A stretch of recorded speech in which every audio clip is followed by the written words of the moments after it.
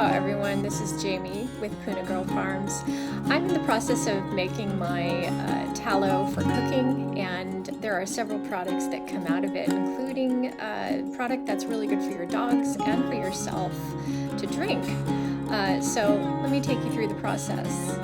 First thing that happens is I get these big huge bricks from the renderings. I do about 2 to 3 renderings depending on how pure I want to have my tallow for the cooking.